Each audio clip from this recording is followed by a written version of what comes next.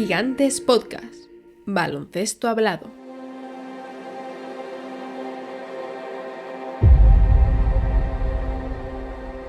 Bueno, estarías trabajando con lo último. Entrarías en contacto con tecnología punta que no puede verse en ninguna parte porque está clasificada. La teoría de la supercuerda, matemática del caos, algoritmos avanzados. ¿Descifrar códigos? Es una pequeña parte de lo que hacemos. Vamos, eso es lo que hacen. Ustedes controlan el 80% de los trabajos de inteligencia. Son 7 veces más grandes que la CIA. No nos gusta fanfarronear, Will. Pero tienes razón.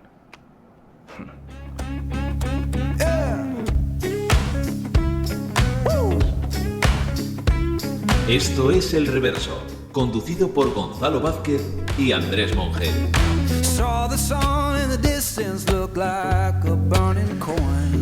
Buenas noches, Andrés. Muy buenas. ¿Qué tal? ¿Cómo estás? ¿Tenemos ya campeón o hay que esperar un poco más? Bueno, vamos a disfrutar de las finales, ¿no? Que es la serie del año y hay que exprimirla lo máximo posible. Eso es lo único importante, ¿no? Claro.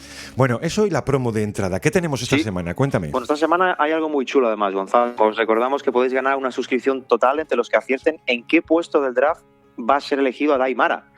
Se puede participar y el ganador obtiene la suscripción más completa de Gigantes con las próximas 12 revistas en papel y en formato digital y con acceso a más de 1.500 números que repasan 40 años de baloncesto. Así que enlace, como siempre, en la descripción y en el comentario fijado si nos escucháis desde YouTube. Pues esa es muy chula. Nosotros ya lo sabemos, pero claro, no lo podemos decir.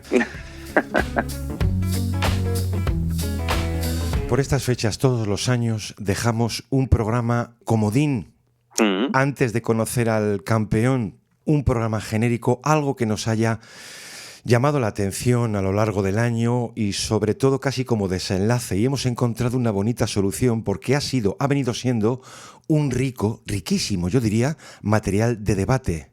Un tanto viciado también. Se explica muy rápidamente. Cuando se presentan las finales de la Conferencia Oeste, parecía flotar en el mundo la sensación de que todo se acababa allí. Por los equipos que se medían, 2 equipos como mínimo de 62 victorias por primera vez desde las finales del 98, uno de ellos era el vigente campeón, la nueva dinastía, que esas eran las finales y lo demás no importaba, era como si una sola de sus rotaciones primarias valiera lo mismo o más que toda la conferencia este. Era el choque de 2 monstruos, la guerra de los mundos y la batalla final, entre 2 equipos extremadamente jóvenes que iban a ser inaccesibles para el resto los próximos años, no sé cuántos, pero sí que la NBA poco menos que podía echar el cierre, que esto era cosa de ellos 2 y los demás a esperar. Llegamos a leer, esto era un nuevo duelo entre Celtics y Lakers a un lado de la NBA. Bueno, cuando hay que remontarse a tanto tiempo, decías 1998, cuando hay que echar la vista atrás casi 3 décadas para ver algo así, es que ya sabes automáticamente que estás ante algo de una magnitud muy importante. Pero el refuerzo definitivo de todo esto efectivamente sucede en el primer partido de la eliminatoria. Sí. En ese primer encuentro los 2 equipos marcaron una consistencia en sus argumentos muy potente. La excelencia defensiva, el tener que lidiar con jugadores muy especiales de calibre histórico, de hecho a nivel ofensivo, con Shea, con Wemby, es que no era ya pensar a futuro, que también, obviamente, sino valorar en perspectiva lo que estábamos viendo en ese momento en el presente. El nivel de ajuste, Gonzalo, de precisión, superélite a todos los niveles. Sí. Y por eso resultaba lícita la pregunta de si en realidad, efectivamente, estos 2 equipos pueden llegar a ser demasiado para el resto, que es algo que sobre todo se plantea, me da la sensación, Gonzalo, después del primer partido. Cuando uno ve el primer partido con 2 prórrogas, con ese nivel, con esos números, con ese todo, daba la sensación de que el resto no tenía nada que hacer. Ha quedado claro cuál era el relato. Exacto. Es que no era una pregunta, era una afirmación general, que estos 2 equipos son imbatibles y esto va para largo, señores. Primero los Thunder, una construcción tan perfecta que, en fin, estábamos ante la primera dinastía desde los Warriors. Estos eran los que iban a poner fin a la paridad.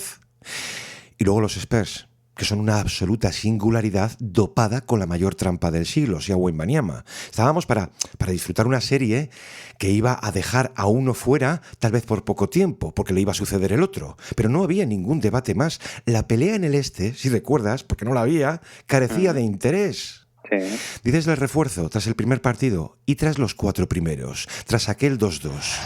Resounding response from San Antonio in Game 4. Best of 7, now a best of 3. To see who's the champion in the West.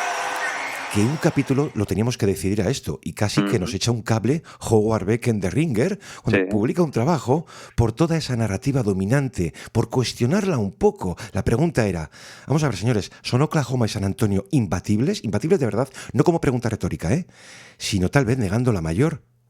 Y eso, que no había más motivo. De hecho, había más refuerzo, que todo seguía su curso después de esos 4 partidos. Bueno, es que hubo tramos, Gonzalo, de la eliminatoria ante Thunder y Spurs que parecían casi injustos desde una perspectiva de no ser uno de esos dos equipos, de verlos medirse el uno al otro. Sobre todo si eres una franquicia del oeste y tienes a los dos en el mismo lado del cuadro, Gonzalo, porque tú puedes pensar, pero ¿cómo demonios voy a ganar yo a estos dos proyectos los próximos 7 años? ¿No es mejor hibernar, competitivamente hablando? Esto sería una pregunta lícita que podría haberse hecho cualquier gerente viendo los 2, 3, 4 primeros partidos de la eliminatoria. Porque tú veías el impacto de Wemby atrás, la cantidad de espacio que condiciona, y era como ver el fenómeno Curry a la inversa, cambiando espacio ofensivo por defensivo. Pero tú veías lo que podía sostener a nivel de volumen Shea ante un plan de élite, absoluta élite, centrado por completo en él, Gonzalo, sin ayudas de otros generadores, y te podías cuestionar si había forma de pararlo de verdad. ¿Verdad? 2 proyectos casi irreales por el nexo entre nivel y juventud, o lo que es lo mismo, nivel de más de 60 victorias y un margen de progresión aterrador.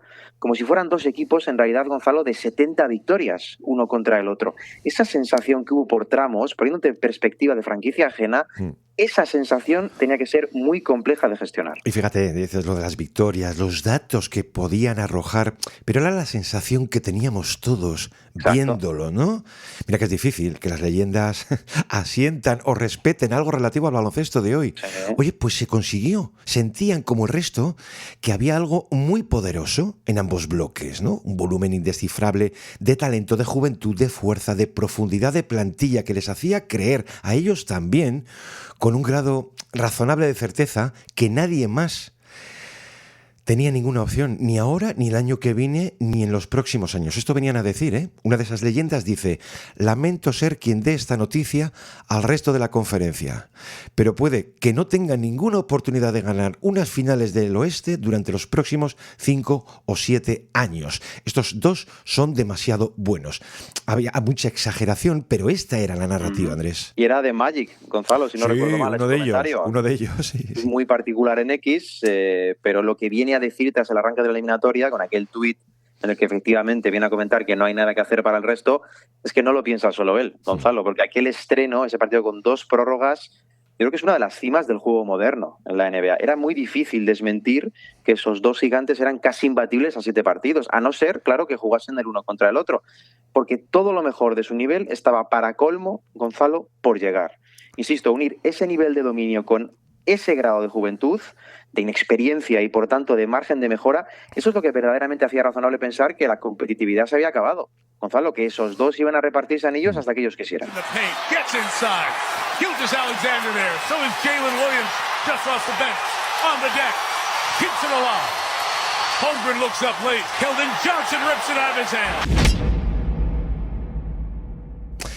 Había un fragmento del artículo que dice textualmente: casi se puede sentir la angustia existencial expandiéndose por el mapa NBA. Claro. Estos no solo son los 2 mejores equipos del oeste y probablemente de toda la NBA, sino que están posicionados para seguir siendo élite durante muchísimos, muchísimos años. Claro, aquí nosotros lo único que podemos hacer es insistir en algo así, porque pues parecía impensable insinuar nada de esto en la época de mayor caducidad que hayamos conocido. Exacto, es que este dominio además supondría una ruptura tremenda con la era de más paridad de la historia. Este año veremos el 8º campeón diferente en 8 años, que es algo para lo que no existen precedentes en la NBA. Claro, ya hemos explicado en algunas ocasiones, Gonzalo, que la propia liga, a través de su convenio colectivo, promueve esa variedad, por lo complejo que resulta sostener apuestas económicas durante mucho tiempo, apuestas potentes, digo. Pero es que estamos ante 2 casos que realmente se plantean como opciones reales de reventar el sistema, de generar una tiranía competitiva en torno a ellos, ellos 2, y su buen hacer, claro, porque no hablamos de pervertir el sistema, sino de llevar el sistema a tal excelencia que lo acabas casi ridiculizando. Es como pasarse el juego, Gonzalo. Sí. De hecho, hay un momento en que Beck, lógicamente, eleva la consulta a gerentes y ejecutivos. Y claro, tú eres directivo, Andrés, de cualquier equipo. ¿Garantizas desde el anonimato incluso una bajada de brazos? No. ha movido pieza a tu rival, ¿qué te toca hacer a ti? Y toda la parte posterior del reportaje se basa en esto, que está muy bien, porque por un lado lo que hace es establecer un reconocimiento general, señores, hay un problema, hay dos monstruos, y un segundo que es la negación del miedo. Es que nosotros vamos a coincidir con una visión, fíjate, más directiva del asunto, más realista, incluso menos pasmada, porque la historia sugiere que las cosas nunca son tan predecibles, de hecho, suelen ser todo lo contrario. O sea, que toda visión de hegemonía interminable puede acabar resultando equivocada antes de lo que es razonable presumir que hay al otro lado. 28 franquicias, 28 organizaciones. O sea, que nadie está dispuesto a regalar el próximo lustro, venía a decir. Mira, un ejecutivo señalaba, la idea de que todo el mundo vaya simplemente a aceptarlo es una locura. Yo vengo aquí a defender mi sector, ¿no? Dice, aquí hay gerencias que hacen de este trabajo un mundo competido, muy competitivo. No van a aceptarlo sin más. Un equipo como San Antonio, que ha tenido la suerte de conseguir talento generacional varias veces en la lotería, esto te lo van a mencionar todos, ¿eh? De acuerdo, pues algo así hace que los directivos se lo tomen como algo personal, que el impulso por derrotar a estos modelos sea todavía mayor y termina, nadie va a quedarse sentado aceptando palizas durante los próximos 10 años, ¿no? Claro, esto es una obviedad, porque luego tú puedes chocar contra esa misma realidad, pero es que la realidad, de verdad, que es más contraria a la idea del dominio prolongado que a la entrada de nuevos poderes, muchas veces inesperados. De hecho, Beck matiza lo siguiente, que una mayoría de ejecutivos, e incluso de entrenadores, de los consultados, parece estar de acuerdo. Pero, oye, nadie dice exactamente cómo. ¿Cómo destronarán a las dos potencias del oeste? Solo saben que están comprometidos a hacerlo, de manera intensiva, además. Pero claro, no es lo mismo una NBA más democrática por arriba, eso con lo que empezamos estos últimos años, ¿no? De temporada abierta, que la presencia de dos tiranos. Dice un técnico de un equipo de playoffs. Cuando vemos estos partidos, no podemos hacerlo con miedo. No podemos pensar, madre mía, estamos ante un problema enorme. A ver, lo están. Pero lo que hacemos, dice, es entender la situación. De acuerdo, este es el estándar. Vamos a tener que encontrar maneras de competir contra estos gigantes. Claro, maneras convencionales, o sea, la imitación, o nuevas, que fue lo que hizo Presti hace ¿cuánto? 3, 4 años, cuando crea todo esto. Y termina, no es posible para ninguno de nosotros admitir que estamos acabados. Claro, ahí es cuando muchos tiran o tienen que tirar de archivo, como hizo Grousbeck, por ejemplo, en 2007. Con aquel estudio de los últimos 25 años de NBA para encontrar una fórmula. De acuerdo, hay que ajustar cada fórmula a su tiempo, pero lo que hay que reconocer es que la historia te va dando ejemplos. Claro, es que yo creo que un ejercicio bueno, un ejercicio sano, de hecho, como casi siempre, Gonzalo, es echar la vista atrás. Siempre. Ver qué ha contado la historia, qué se puede aprender de lo que ha ocurrido. Y de tiranías deportivas, decías, pues oye, de tiranías deportivas la historia de la NBA sabe un poco, porque no nos vamos a remontar directamente al blanco y negro de los Celtics. En los 80 mismamente estaban Lakers y Celtics, en los 90 estaba Jordan, a inicios de siglo estaba Shaq y Kobe, y en la década pasada unos tales Stephen Curry y LeBron James. Me seguís, ¿no? La historia ha bebido directamente de ejemplos venerados, además, Gonzalo, de equipos muy dominantes, de dinastías, en lo individual y en lo colectivo. Pero luego siempre hay casos de equipos que se van colando en esas historias y las quiebran de un modo u otro. Mira, los Rockets de Olajuwon aparecen para llenar el vacío de la primera retirada de Jordan. Quedan incluso un poco extraños ahí a mitad de la década de los 90, Gonzalo. El primer año sí, el segundo no. Sabes que aquello estuvo más que justificado, sí, y me alegro, pero sí es cierto que parecen aparecer como intrusos en aquel dominio interminable. A eso me refiero. Salen extraños en una fotografía que es plenamente de Michael Jordan. Los Pistons eran el patito feo de la lucha ante la bestia de Hollywood, Gonzalo. Y los Spurs, los antiguos Spurs, los primeros de Popovich, en su versión más autómata de todas, más dura, acabaron con el posible cuarto anillo seguido de Shaq y Kobe. Siempre hubo muchas más alternativas de las que parecen, Gonzalo, incluso en épocas de monstruos dominantes. Pero vamos a ver que no ha pasado mucho desde la última vez. O hay que recordar el nivel de ansiedad, incluso de derrotismo, pero mucho mayor, en relación no a dos equipos, sino a uno. Ese uno era el nuevo campeón que en la reválida te arranca la temporada con un 24-0, 36-2. Estos Warriors fueron ayer, Iban a terminar cayendo de la forma más extraordinaria, casi cinematográfica posible, Cuando suman a Kevin Durant, ahí sí que podían bajar ya los brazos el resto, ¿eh? O sea, de una pausa total y asumida. Fueron 5 finales consecutivas, 4 de ellas ante LeBron James, y en una última sufren la lesión de Kevin Durant. Pero fueron 5 años, 5, de una impresión general en la que dominaba que nadie más tenía ninguna posibilidad, y aun con ello pierden 2 títulos. Ahora bien, Andrés, ¿vimos respuestas? Las vimos. ¿Y de qué nivel? Es que el equipo de los Cavaliers entre 2014 y 2018 es un auténtico equipazo. Era un proyecto de anillo seguro en cualquier otra circunstancia. ¿Y San Antonio qué hace? Es que ha podido quedar un poco ahí como nota a pie de página cuando ellos adquieren a Marcus Aldridge en 2015 para sumarlo a Kawhi con la presencia todavía, y no tan agónica, del Big Three. Es que ese equipo se va a 67 victorias, ¿eh? Solo al año siguiente, 61-21. Y en las finales de la Conferencia Oeste, un tal Pachulia, hay un momento en el estreno en que perpetra un atentado contra Kawhi Leonard, cuando este sumaba un +21 en pista.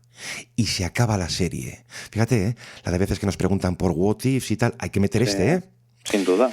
Otra respuesta, esta de laboratorio, tantas veces mencionada aquí, es la que propone Daryl Morey con los Rockets de Harden y de Chris Paul, que llegaron a tener contra las cuerdas a ese equipo imbatible con aquel 3-2. Quiero decir que una situación así incluso puede mejorar las cosas porque espabila a la parte alta del mapa NBA. Y es que los Warriors, además, en ese momento siguieron sumando recursos, siguieron escalando en su poder, no se quedaron detenidos. Aquí nadie se detiene, claro. Claro, pero el anillo de 2018, que era el tercero en 4 años, Gonzalo, creo que lo más revelador de todo aquello es que tú le preguntas a Ujiri, bueno, y sin preguntarle, ves lo que hizo Ujiri. ¿Vosotros pensáis que Ujiri se echó atrás viendo a aquel equipo que venía de ganar 3 anillos en 4 años? Ujiri hizo todo lo contrario, fue con todo en 2019, con Kawhi, con Marc Gasol, compañía, un equipazo, porque la batalla llama a la batalla. No hay espacio en realidad para resignarse en la NBA, en la alta esfera competitiva, Gonzalo. No hay espacio para resignarse. La historia nos demuestra que muy pocas veces se produce una rendición en escenarios así. Al contrario, de hecho lo que se intenta es hallar continuamente solución a la tiranía. To a certain extent, it's a passing of the torch because the Spurs are now going to play for the title, but the torch is going to get passed back and forth. I'm going to be flying back and forth between OKC and San Antonio, probably in the West Finals for several years to come.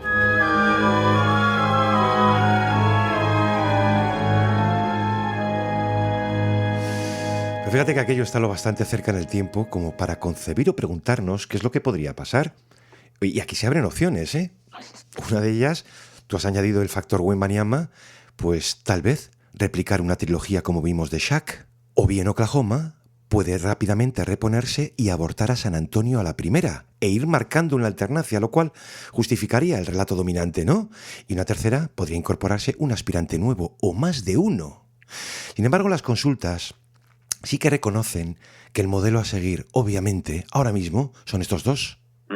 De hecho, que van a dar tiempo a los equipos malos a justificar su espera en una reconstrucción más pausada, más metódica, más de pieza a pieza. Ese diseño que tenga como objetivo otra réplica próxima a estos dos. Que hace no demasiado, hace nada, un Tim Connelly en Minnesota iba a responder a un diseño que acabara con los Nuggets, ¿no? Sí. Y cuando se quisieron dar cuenta, se habían echado encima Boston, Oklahoma y San Antonio ahora. Es que todo va muy rápido. Y los modelos a seguir, pues sí, Andrés, ya estaban ahí. Es que la forma más sencilla al final de hacer este tipo de apuestas es rodear a talentos superlativos de estructuras adecuadas a esos talentos. Quiero decir, tú tienes que tener en cuenta lo que hay delante, lo que tienes enfrente, pero si dispones de un Jokic, Gonzalo, de un Doncic, de un Edwards, tienes que ser ambicioso, no te puedes resignar. No vale quejarse de que el rival es bueno, Gonzalo, tienes que intentar ser tú mejor. Fíjate, el propio Connelly decía que si algo sabemos es que nuestros competidores no van a quedarse quietos, y nosotros tampoco. Ahora bien, los planes de todos han podido quedar obsoletos. Esto te lo reconoce él. Dice, han cambiado. La ecuación cambia cuando vemos a estos dos equipos lo buenos que son. Oklahoma nos pasó por encima el año pasado, San Antonio este año. Ellos dos son ahora mismo el gold standard, ¿no? El estándar de oro.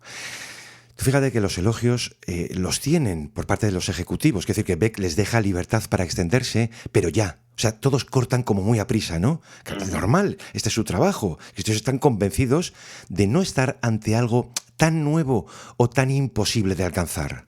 Claro, aquí la cuestión clave, Gonzalo, es cómo hacerlo, cómo pararlos, cómo se plantea resistencia a esos proyectos, cómo se plantea resistencia a Wemby, por ejemplo. Porque parece no haberla, parece no existir medicina para él. Para el perímetro, ¿qué vamos a decir? Necesitas exteriores gigantes para lidiar con Castle, con Harper, baterías de aleros de élite para castigar desajustes. Es decir, es un reto gigantesco por hablar solo en perspectiva Spurs. Es que, de hecho, pase lo que pase en las finales, este verano 2026 puede ser el primero en el que de verdad veamos un plan global de las gerencias de contenders de rearme para intentar vencer a los Spurs, incluso aunque pierdan las finales. Es decir, un proyecto diseñado para competir contra ese tipo de equipo y al mismo tiempo contra los Thunder, que los Thunder siguen ahí. Es que tienes que construir, Gonzalo, tus cimientos en base a estos dos equipos. Y no es una opción, es imperativo. Fíjate que decía un entrenador del oeste que la vía más inteligente ahora mismo puede ser construir con paciencia. Dice, simplemente asegurar tu plano mayor de competición, centrarte en ti mismo y asegurar, o sea, implementar un plan de juego para poder competir contra ellos. Suena un poco raro esto de paciencia, ¿no? Pero tiene su razón de ser. Por el peligro a la sobrereacción y buscar atajos. Esto ha sido un clásico en los propietarios nerviositos. Dice, porque creo que algunos equipos van a cometer errores este mismo verano. Claro, justificados en el ansia por derrotar a Wembanyama o a la corte de Gilgeous-Alexander, sobre todo al primero, al francés. Pero claro, ahora podemos estar también ante una pregunta fascinante que es hasta dónde llegan los límites de Presti. Sí. La misma noche de la derrota, Andrés, se planteaban inmediatos escenarios de traspaso para Chet Holmgren, que fue muy duro verlo. Sí. A Chet le hemos dedicado un precioso monográfico este año. He visto a jugadores sufrir de pavor en tiempo real. Hicimos un programa por el factor humano hace nada. Pero el caso de Chet, ese último partido, fue, ya digo, terrible, doloroso. Su némesis, además, Wemby. De ver, claro, parece que se le estaba pinchando a Presti a rápidamente deshacerse de él y traer a Giannis, etcétera, ¿no? Esto es un poco el peligro de la sobrereacción. Claro, lo que no puedes hacer, desde luego, estando ajeno a estos dos equipos, Gonzalo, es buscar otro Wemby, porque no lo vas a encontrar, no hay otro. Eso está claro. De hecho, el plan de acumulación de talento vía draft tampoco es sostenible por la reforma de la lotería por parte de la Liga, que limita ya esos escenarios de rearme masivo en 3-4 años. Porque recordemos, los Spurs cazan a Wemby, a Castle y a Harper en 3 años consecutivos, todos ellos top 4 del draft. Pero eso va a ser cada vez más complicado por las propias limitaciones de la regulación. A partir de ahora, ¿Cómo lo haces entonces, Gonzalo? Pues no lo sé, porque tú mismo lo has dicho. Y coincidía con esto un general manager del oeste, ¿no? Que dice, no vas a replicar a Wemby. Nadie salvo ellos lo tienen. Talentos generacionales como él, dice, aparecen una vez cada 25 años, o tal vez más.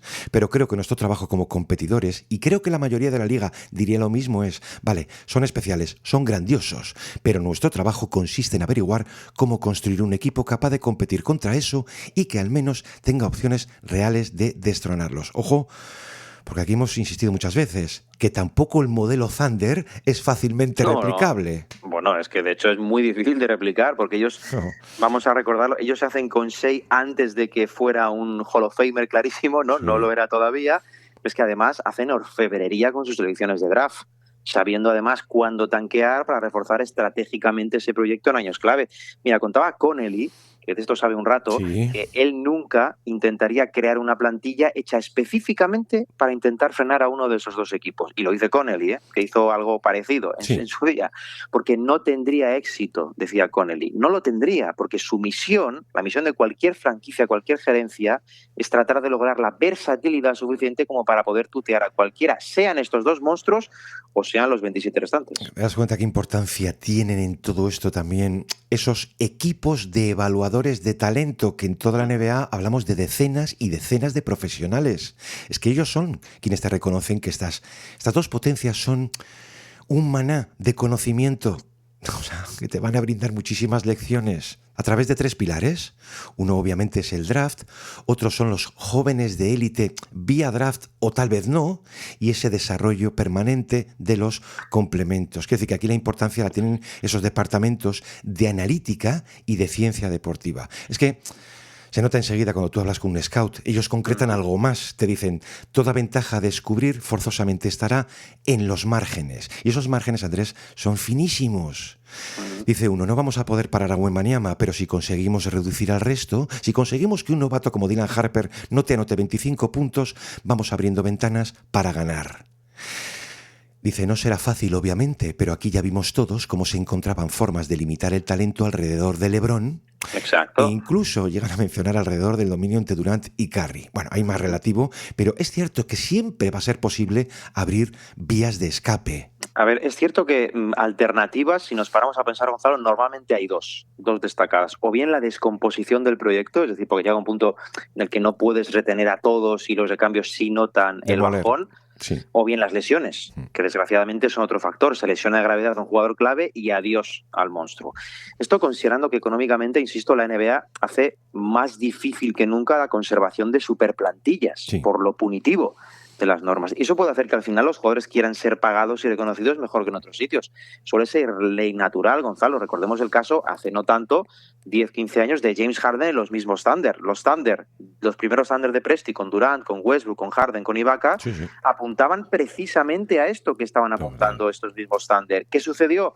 Pues que James Harden tiró de orgullo, Sam Presti por su lado también, y aquello se rompió.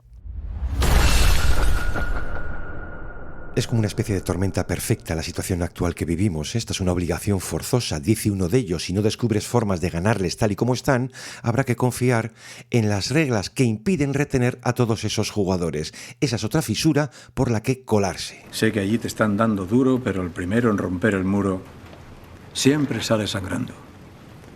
Siempre. Eso amenaza no solo la forma de negociar, sino que lo ven como una amenaza para el juego mismo, pero en realidad amenaza su medio de vida, amenaza sus trabajos, amenaza su forma de hacer las cosas. En fin, quienes en este momento no estén deshaciendo sus equipos para volver a construirlo según tu modelo, se quedarán tirados en el sofá en octubre.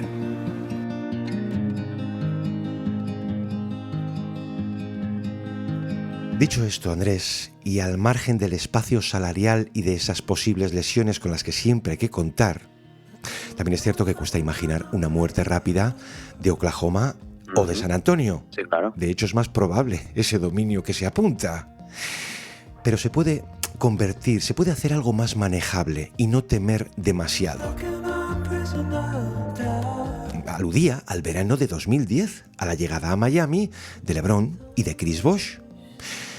Y Andrés, a una escena perfectamente evitable, que fue aquella presentación de venirse demasiado arriba ante tu nuevo público, que le causa también el primer daño a LeBron cuando dice aquello de not one, not two, not three, pero sí hasta 7 títulos, prometiendo.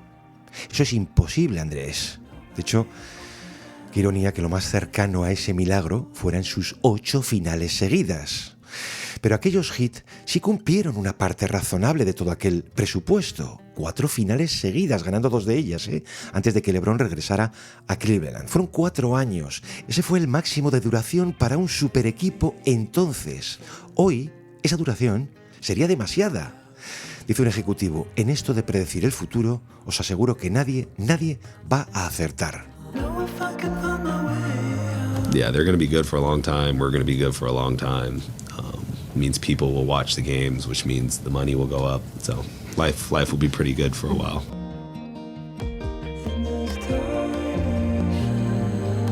Fíjate, Andrés, que la prueba más determinante de todas, de todo esto que estamos comentando, la hemos vivido ahora mismo. Nos vamos un año atrás, con el título de Oklahoma.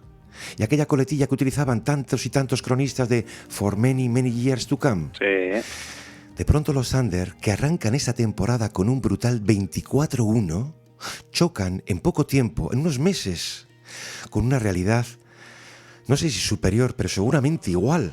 Es decir, ellos han descubierto a prisa a su némesis. Aquí también sería justo añadir, sobre todo al final de la serie, esa doble ausencia de J-Dub y de Ajay Mitchell, porque les pasa factura. Incluso si hubieran ganado, esta misma serie aguardaba para el año siguiente casi con total seguridad. ¿Por qué? Porque tú puedes pensar que la batería de exteriores rival, o sea, Cassell, Harper, Vassell, y veremos qué ocurre con Fox, supone haber dado de golpe con la horma de tu zapato. pero es algo más. Es la presencia de Wembanyama, que ha forzado a Oklahoma a algo seguramente impensable hace ahora un año. Algo así como perder o al menos tener que negociar tu identidad. Bueno, es que Oklahoma, Gonzalo, ha sido un equipo que paradójicamente en esta época no ha construido su éxito sobre el triple, sobre el acierto al triple. De hecho, lo ha vulgarizado, entre comillas, tanto en volumen como en acierto. Hay un dato que ayuda a entender bastante bien esto último, Gonzalo, y es que los Thunder han ganado casi el 70% de sus partidos este año, en los que han anotado, ojo, menos de un 30% de sus triples. Esto es una barbaridad. Por poner un poco en perspectiva, ninguno pasa el 50%. Ellos están en el 70%. Porque eso que supone que tú, incluso teniendo una noche pésima de tiro, ganes el partido. Es decir, es pasarse el juego a su forma. Mismamente el curso pasado en el que son campeones, Oklahoma es el cuarto peor equipo de los playoffs tirando de 3. Es que no lo han necesitado para dominar. ¿Qué es lo que sí han hecho siempre a nivel salvaje? Hablabas de identidad. ¿Cuál es la identidad? La defensa. Hayan sido monstruosos en el fondo y monstruosos en las formas. Y, por supuesto, tener un reloj de productividad que te hace 30 puntos y te genera 50 al solo por partido con una eficiencia casi absurda, eso ayuda. Claro, limitarlo, pues obviamente es complicado. Limitar todo eso es muy difícil. Pero con Wemby hemos visto cómo el plan de ataque de los Thunder, es cierto que sin Jalen Williams y sin Ajay Mitchell, que hay que recalcarlo, pero ese plan se ha ido alejando progresivamente de su identidad y se ha adentrado en una dependencia mucho mayor del tiro exterior como un recurso, como un desahogo. Gonzalo, precisamente muestra de la incomodidad que tenían en pista. San Antonio ha sido el equipo que más ha sacado con diferencia de su zona de confort a los Thunder en estos 2 años, Gonzalo. Este año, por recordar, los Thunder han tenido un récord de 71-14 ante todos los equipos de la NBA que no han sido los San Antonio Spurs. 71-14, ¿eh? Es una locura. Récord contra San Antonio, ahí está la llave, Gonzalo. 8 derrotas en 12 partidos. La diferencia es abismal. Bueno, vamos a ver, Andrés, si es que primero lo de la identidad, tener que negociarla, eso es algo muy serio, ¿eh? Cuando venías a dominar con ella. Datos decías, tal vez ese es el más prioritario, el general. Te avisaban ya de un problema. Es que los Spurs han ganado 8 veces a los Thunder. O sea, les han brindado el 36% de sus derrotas. Y luego algo más concreto, relativo al juego, creo que es algo demoledor porque obliga a repensarlo todo. O sea, cuando Oklahoma anotaba más de 50 puntos en la pintura, se han ido este año en 42-2. Por debajo de los 43, todavía resistían con un 9-8. En esos 7 partidos ante San Antonio, esos puntos en la pintura se cifran en la siguiente secuencia: 38, 42, 42, 36, 38, 38, 32. O sea, las 7 cifras más bajas de postemporada. Después de llegar a medirte con ellos con un 8-0, es que este problema sí puede ser estructural, porque incluso con todos sanos, Wembanyama va a seguir ahí. O sea, condicionando por completo una configuración ofensiva que solo contra ellos puede llegar a fracasar. Thunder down 6, gotta go quick. Williams and Wembanyama engulfs the ball. Es que con Wemby enfrente, Gonzalo, necesitas el mayor espacio ofensivo posible. Literalmente necesitas 5 amenazas serias de tiro, porque si no tu ataque se va a ir abocando a intentar sobrevivir en una caja de zapatos. Va a ser algo irrespirable en el fondo. Y aun sabiéndolo, porque obviamente Dave no lo sabía, tenía que hacer equilibrismo con su rotación para intentar plantear quintetos agresivos, Gonzalo, quintetos ambiciosos en ataque que no fueran canibalizados en el otro lado. Que aquí el reto era por tramos para Oklahoma virtualmente imposible. Fíjate que hasta antes de las finales ha habido actualizaciones de todo esto, ¿eh? Había una, por ejemplo, de Joel Lorenzi en The Athletic por el desafío que supone hoy día repetir título. Dice, la dificultad de mantener la grandeza aún no se había hecho patente. Para ellos todavía no habían experimentado el desgaste que exige el dominio y era casi impensable morder el polvo a semejante velocidad. Claro, el reto de ganar otra vez hace imposible omitir que los demás rivales preparan respuestas. Entonces, ¿a quién hay que responder ahora? Bueno, de entrada seguramente el nuevo campeón, pero en el oeste, pues sí, es cierto, Andrés, a los Spurs de Wembanyama. I live reacted to the entire San Antonio Spurs versus Oklahoma City Thunder Western Conference Finals, and here are the best moments, starting off with the greatest NBA game we've ever witnessed. Vamos con otro bloque, cuando decíamos lo de la narrativa un tanto viciada durante la serie. Mira, hace un año, en este programa genérico comodín que esperamos siempre antes de conocer al campeón, ¿recuerdas aquel regreso de la fuerza por la dureza inesperada y el significado de unos playoffs como fuera de su tiempo? Desde luego que ya no, ¿eh? Este es el nuevo camino. Ese nuevo camino lo abrieron los Thunder, que han encontrado de pronto su espejo, y los que vendrán.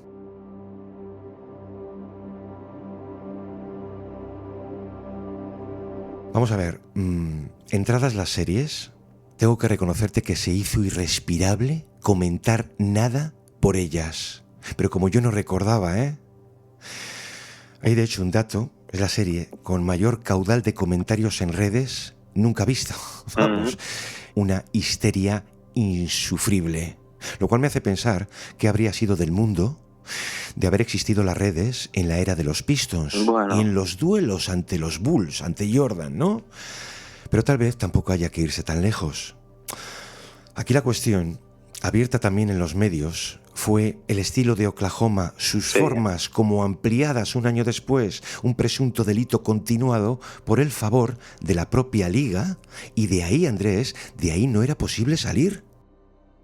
Empezamos a ver en paralelo piezas por todo esto, que apuntaban, por cierto, en una sola dirección. Y la pregunta era esa, ¿se ha convertido su estilo en un problema? ¿Por qué ha muerto tan aprisa la simpatía por los Thunder? ¿Cierto? ¿Pero qué es su estilo? ¿O dónde estaba el problema? Pues una mezcla de juego duro, de acciones continuadas al límite del reglamento, esto es lo que venían a decir todas las piezas, puntuales maniobras sucias y una simulación excesiva al otro lado que además obtenía premio. O sea, se devolvía a primera línea otra vez esto del flopping. Más que juicios de valor, ya digo que nosotros vamos a contar lo ocurrido, porque hubo un momento en que todo esto terminó por desplazar al juego, en una de las mejores series que hubiésemos visto nunca. Exacto, Gonzalo, es que se ha ido afianzando, además, esta especie de aversión generalizada por los Thunder, una reactividad muy especial, muy histérica, cuando tiene lugar alguna maniobra de flopping o de dureza o de cualquier cosa, en realidad, que resulte lícito de ser capturado, por ejemplo, en un clip y llevarlo al extremo en redes, como muestra de una evidencia flagrante del ganarse ese odio. Insisto, no es opinión lo que vamos a decir aquí, lo que estamos contando, es que estos son los hechos, es lo que se ha ido normalizando con Oklahoma de un modo cada vez más recurrente este curso, como si fuesen, Gonzalo, el primer equipo en la historia en cometer crímenes de guerra.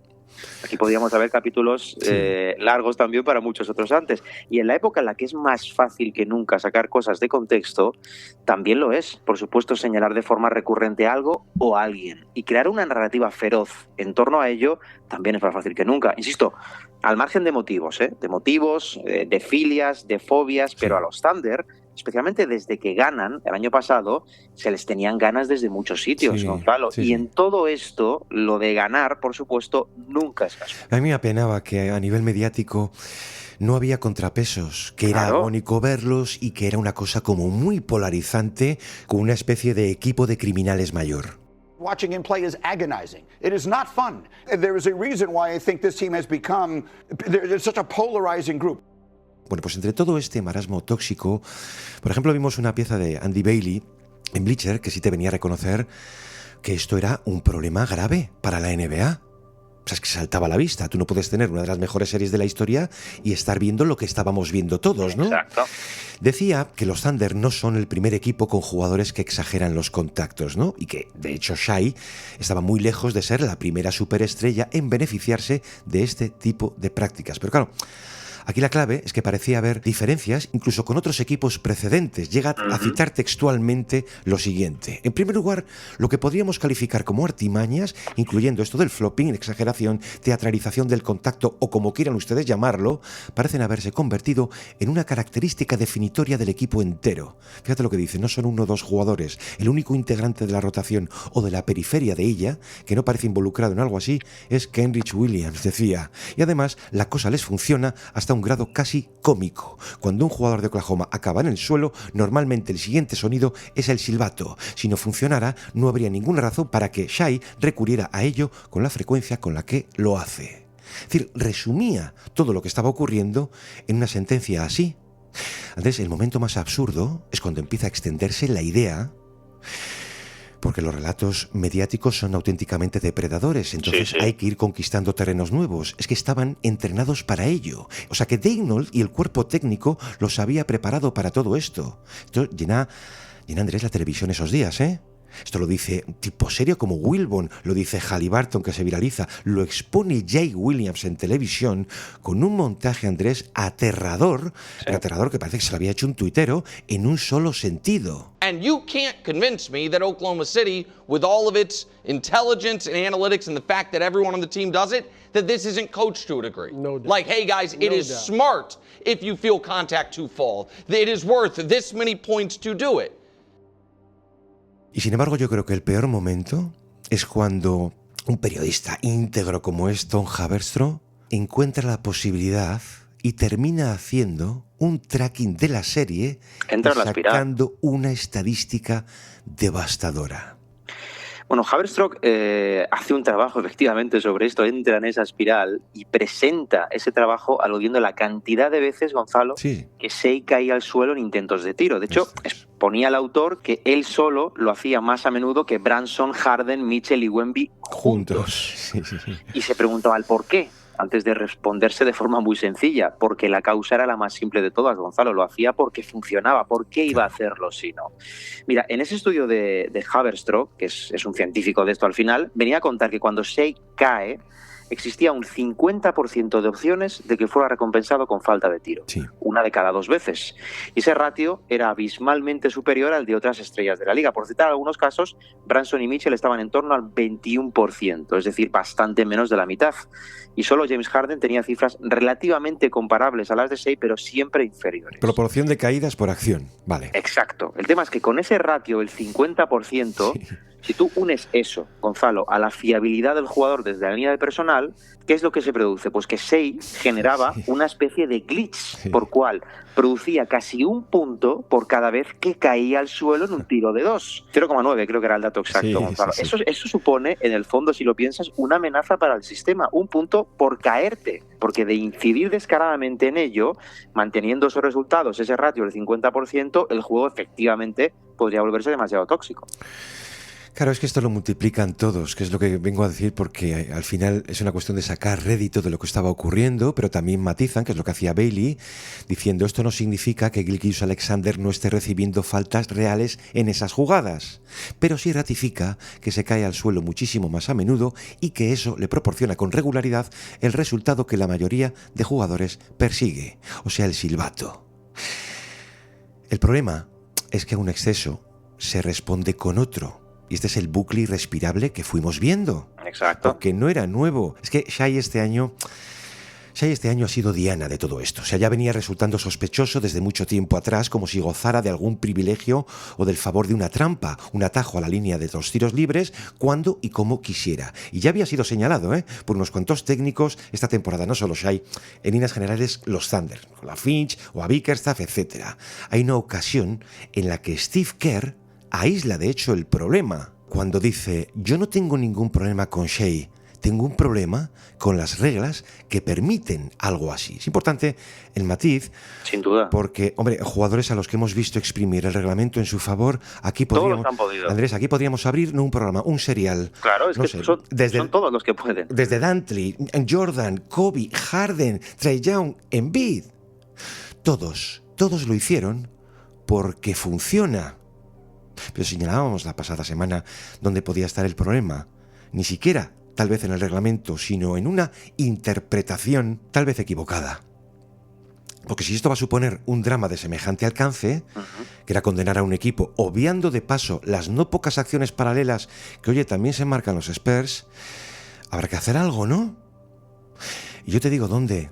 No en la dureza necesaria a estas alturas, o sea, en el baloncesto de playoffs, sino en el premio obtenido por las simulaciones en el roce mínimo.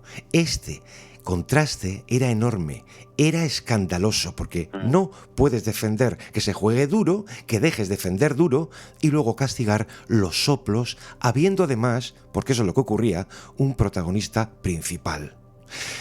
Decía un autor que si la NBA ha sido históricamente una liga llena de imitadores y los equipos van a copiar algo que funciona, entonces sí, esto correrá a extenderse como la pólvora.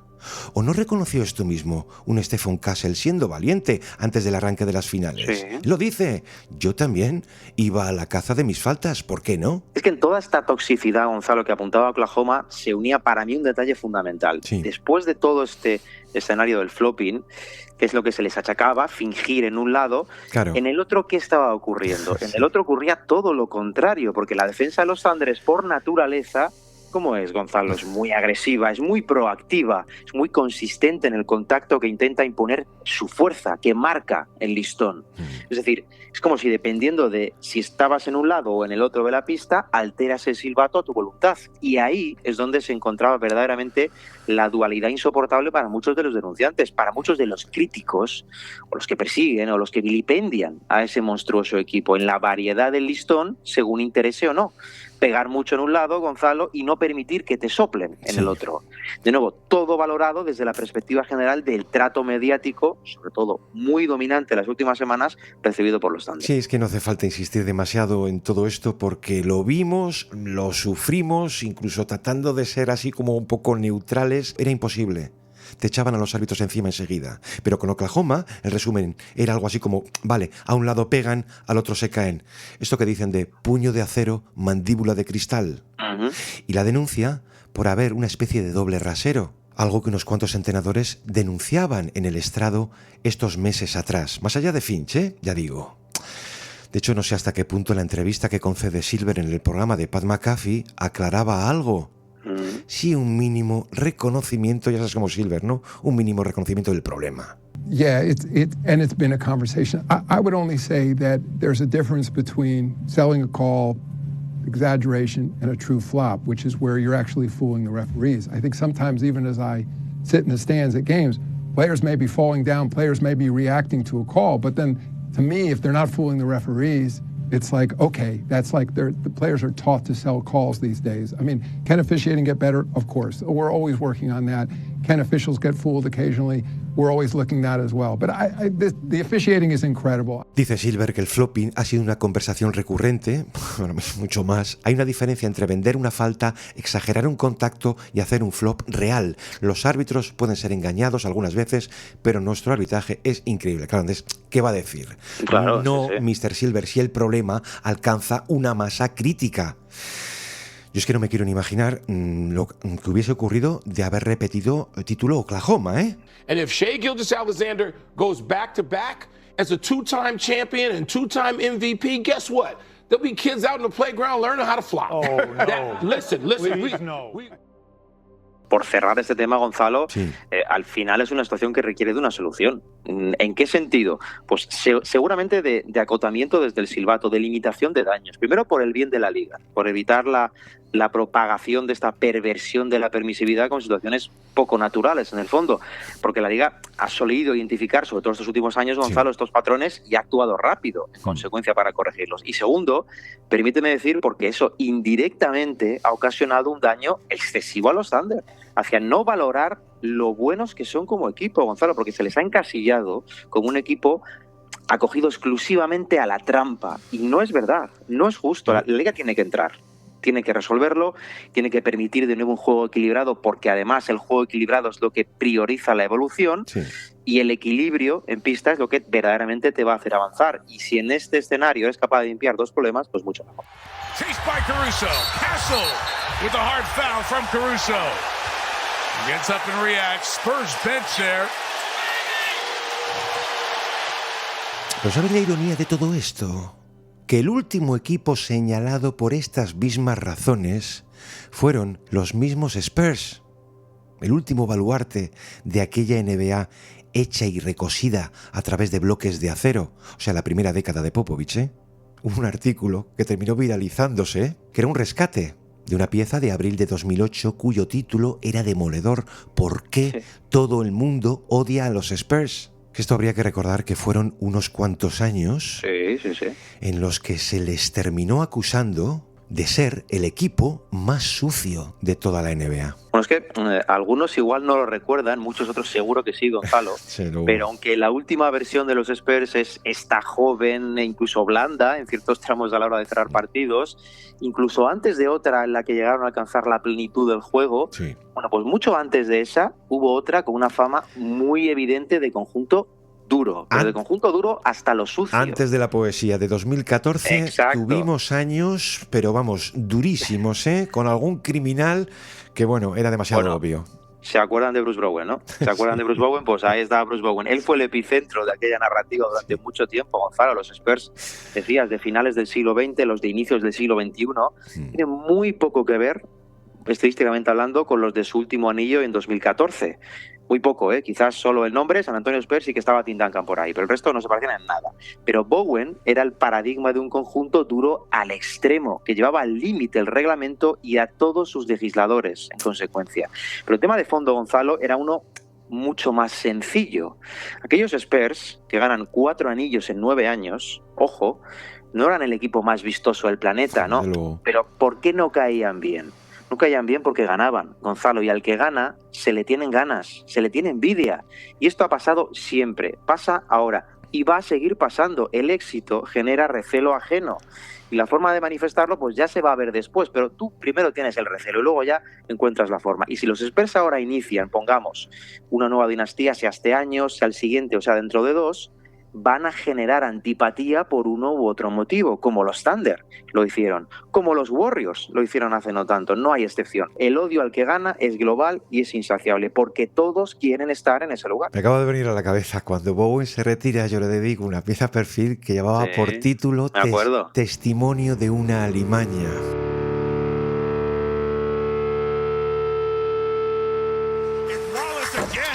Off on the three, Shaq Penny the rebound, 8 seconds left, Fox has it, ahead to Vassell, who goes in for the dunk, and the San Antonio Spurs have done it. There will be a new champion in the NBA. A new era has dawned. It's Wemby's West. The Spurs are going to the NBA Finals. Look at the emotion from Wemby. Unbelievable.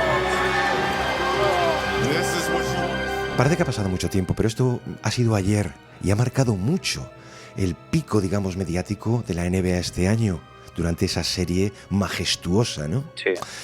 Y fue una pena, porque teníamos frente a nosotros una de las mejores eliminatorias de siempre. Claro que era el baloncesto más avanzado y vanguardista de todo el siglo XXI, con las audiencias saliéndose del mapa, la NBA más cara de la historia, la enésima prueba del colosal talento que maneja la liga y esa capacidad increíble que tienen de reproducirlo, ¿no? Y sin embargo, el discurso generalizado era de rechazo a una parte, porque la serie, ya digo, que fue una cárcel de la que era imposible salir. Y hay que tener también un poquito de memoria, no sé hasta qué punto reciente, porque si recuerdas, ocurrió exactamente lo mismo en las finales de conferencia de 2018, entre Warriors y Rockets. O hay que traer aquí aquel célebre informe de Morey que presenta en la NBA. Es que no puede haber una brecha tan grande entre esto que tantas veces repiten desde las partes altas de la NBA, de la integridad del juego, y la credibilidad del gran público. Ahí sí que había un problema muy serio. Y lo has dicho hace nada, ¿eh?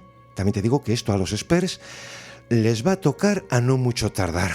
Sí, totalmente, Gonzalo. Al final la solución es actuar. En la medida de lo posible, reajustar el equilibrio del silbato, que es la única forma al final de devolver el juego a un escenario pues lo más estructurado posible.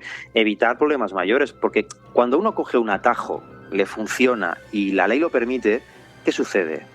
Pues que todos van a coger ese atajo, todos. Y durante ese proceso en el que todos se van sumando al atajo y a no cumplir la ley, el camino ya se ha ido desvirtuando por completo, Gonzalo. Entonces, ¿qué conclusiones podemos sacar? ¿Van a dominar estos dos monstruos los próximos, 5 años? Bueno, es que yo, si algo tengo claro, Andrés, ya no sé un poco cómo dar vueltas a la forma de explicar esto. Hace ya bastantes programas que titulábamos aquello de caducidad, ¿no? Pero tengo claro que la NBA castiga el éxito más que cualquier otra gran liga, ¿eh? Sí, sin duda. Pero va a haber siempre una respuesta a un equipo dominante. Hay un rival que termina aprendiendo. No sé cómo, pero termina aprendiendo. Ningún equipo permanece indescifrable mucho tiempo. No es tanto una cuestión de aprons, que también, sino que la química tiene fecha de caducidad por otra nueva. Es que la historia de la NBA es una historia de inevitabilidades que nunca fueron inevitables. ¿No habían roto los Warriors la NBA? ¿Y Miami en 2010? Es que la NBA no premia al mejor equipo durante más tiempo, ¿eh? Premia al que mejor se reinventa mientras el resto aprende a destronarle o a desmontarle. Que al final yo creo que la conclusión más definitoria de todas puede ser que se trata de sobrevivir al campeón, Andrés. Totalmente, Gonzalo. A mí lo que más me interesa de todo esto que hemos estado contando es que cuando tengamos delante a dos equipos tan extraordinarios, seamos conscientes de que lo son. Que no estemos pendientes de si fulanito me cae mejor, de si quiero que gane este o que los árbitros van con este otro. Ser conscientes de la grandeza cuando la tenemos delante, con sus múltiples formas, con sus manifestaciones distintas, por supuesto, pero el valor de presenciar algo que no es nada común. La serie entre Spurs y Thunder, esa guerra de los mundos, fue espectacular. Gonzalo, yo personalmente celebraré si se miden 5 veces más en los siguientes 5 años, gane uno o gane otro. Y celebraré si por el camino sale otro candidato que les tumba, incluso que tumba a los dos por hallar la respuesta a su dominio. Sean los Knicks este año, otro equipo el curso que viene, sea el que sea, porque de eso se trata, Gonzalo, mucho más de eso que de buscar y agigantar el lado oscuro de cualquier cosa que esté delante. Claro. Al final, Gonzalo, esto es demasiado bonito como para perderse esa belleza por el camino a propósito. Andrés, vamos a ver, que estás pidiendo cordura y paladar a la gran masa. Pues déjame soñar. Mucha suerte, con ello. Es que esa noche del 7º partido te dabas cuenta que los Spurs, a nivel de gran público, lo tenían todo de cara. Y aquí puede estar la gran pregunta por ellos, por San Antonio y Oklahoma. No si son imbatibles ahora, sino qué versión de sí mismos van a ser capaces de construir cuando dejen de sorprender. Ahí está la caducidad. Las lunas de miel son muy breves en la NBA.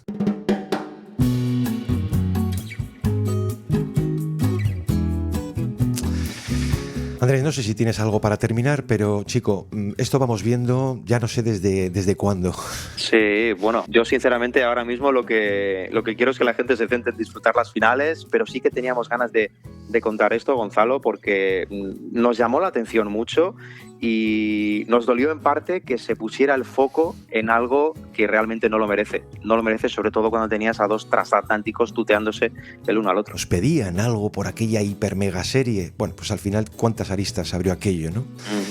Andrés, vamos a terminar, si te parece, con la promo de esta semana para nuestros oyentes. Os recordamos que podéis ganar una suscripción total a Gigantes si acertáis en qué puesto del draft va a ser seleccionado Adai Mara. No tardáis ni un minuto en participar. Tenéis el enlace en la descripción y en el comentario fijado si nos escucháis desde YouTube. Bueno, Andrés, pues nosotros ya no nos debemos a una fecha concreta, simplemente a conocer el campeón de la serie entre Knicks y Spurs. Eso es, y a disfrutarla. Y ahí iremos ya con el campeón, que suele ser el programa cierre broche de temporada, y ya veremos si algo más. Andrés, una semana más, muchísimas gracias. Un placer. Como siempre, y a todos por estar al otro lado. Nos escuchamos aquí en El Reverso cuando tengamos equipo campeón de la NBA de 2026. Un abrazo, hasta entonces.